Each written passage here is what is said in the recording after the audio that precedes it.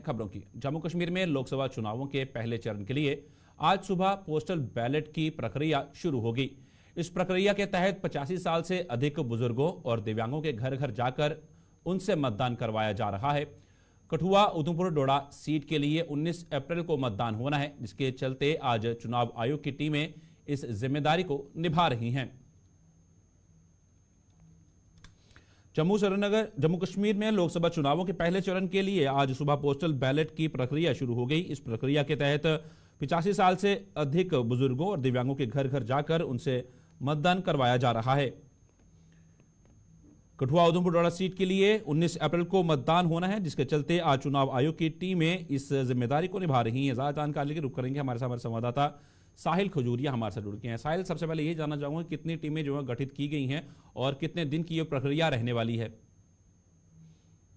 जी साहिल, मैं बताऊं कि ये 2 दिन की प्रक्रिया है, रविवार और सोमवार को चलने वाली है। कुल मिलाकर अलग अलग विधानसभा में अलग अलग टीमें कॉन्स्टिट्यूट की गई हैं। ये टीमें घर घर जा रही हैं। ऐसे आइडेंटिफाइड वोटर्स जिनकी आयु 85 साल से अधिक है और जो ऐसे दिव्यांग जिनकी डिसेबिलिटी जो है वो 40% से अधिक है, उन लोगों की वोटिंग घर जाकर करवाई जा रही है। इसमें खास बात यह भी है कि इन लोगों से पहले सहमति ली गई थी, इन लोगों ने ऑप्ट किया था और इसी ऑप्शन के आधार पर इन लोगों को चिन्हित करने के बाद इनसे ये पोलिंग जो है वो करवाई जा रही है। कितनी टीमें बनाई गई हैं? उन टीम्स में कितने लोग जो हैं शामिल हैं जो लोगों के घर घर जाकर जो है इस तरह की वोटिंग कर रहे हैं, और कितने दिव्यांग हैं और कितने 85 साल से ऊपर के बुजुर्ग हैं, उनकी संख्या क्या है? जी मैं बता दूं कि कुल मिलाकर हर विधानसभा हलके के लिए एक टीम है और एक टीम में 2 पोलिंग स्टाफ के अलावा एक माइक्रो ऑब्जर्वर जो हैं ये लोग घर घर जा रहे हैं। ऐसे तो अगर मैं पूरे कॉन्स्टिट्यूंसी की बात करूं तो लगभग 23,637 लोग जो हैं ये फिजिकली डिसेबल्ड इस कॉन्स्टिट्यूंसी में हैं, लेकिन 45 लोग ही कठुआ जिले के ऐसे हैं जिन्होंने इस प्रक्रिया के लिए, इस पोलिंग के लिए जो है ऑप्ट किया था और उन्हें इन 2 दिन के भीतर जो है पोलिंग की ये सुविधा अलग अलग जगह पर जाकर पोलिंग स्टाफ जो है उनके घर द्वार पर जाकर जो है वो उपलब्ध करवा रहे हैं। सुबह 9 बजे से ये प्रक्रिया आज शुरू हुई थी और लोगेट, कठुआ शहर के अलावा हीरानगर, बसोली, बिलावर और खासतौर पर बनी के इलाके में भी ये जो बुजुर्ग हैं और खासतौर पर जो दिव्यांग हैं उनके घर पर जाकर वोटिंग जो है वो करवाई जा रही है। तो इनके साथ किस तरह के जो स्वयं सेवक हैं वो भी नजर आ रहे हैं? वो कौन कौन से हैं जो साथ दे रहे हैं? और जिस तरह से ये प्रक्रिया चल रही है तो इसमें सुरक्षा के इंतजाम जो है वो किस तरह से किए गए हैं और किस तरह से इसे सुनिश्चित किया जा रहा है कि बैलेट पेपर जो है वो लेके जाएंगे साथ में, तो उस वक्त जो है सुरक्षा के इंतजाम किस तरह से हैं?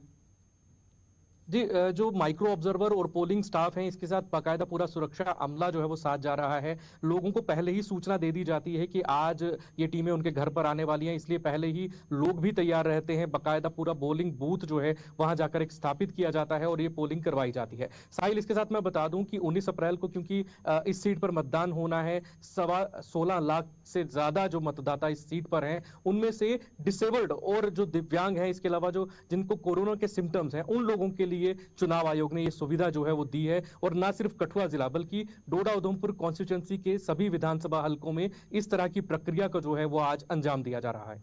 इसकी पूरी मद्देनजर जिस तरीके से सुरक्षा के मद्देनजर किस तरह सुनिश्चित की जा रही है, क्या वीडियोग्राफी जो है वो भी साथ में की जा रही है? जी बिल्कुल, वीडियोग्राफी इसकी करवाई जा रही है और पोलिंग स्टाफ के साथ सुरक्षा अमला साथ में चलता है, बाकायदा उनको एस्कॉर्ट करता है। घर के आसपास सुरक्षा के चाक चौबंद प्रबंध किए जाते हैं। लेकिन ये जो पोलिंग की प्रक्रिया है पूरी तरह से एक जिस तरह से पोलिंग बूथ में रहता है, किसी को भी जो मतदाता हैं उनके आसपास जाने की अनुमति नहीं दी जाती है। गुप्त मतदान जो है वो उनसे सुनिश्चित करवाया जा रहा है। पोलिंग बूथ पूरी तरह से ये कोशिश कर रहा है कि ये मतदान जो है पारदर्शी तरीके से जो है मतदाता अपने सोच समझ के साथ और अपनी मर्जी के साथ जो है मतदान कर सके।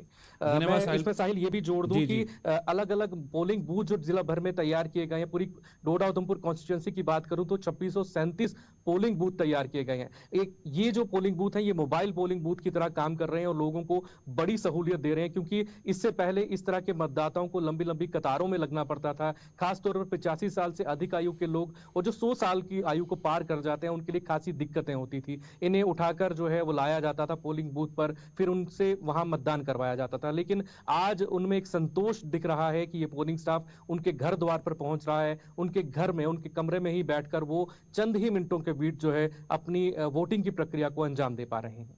धन्यवाद साहिल, पूरी जानकारी।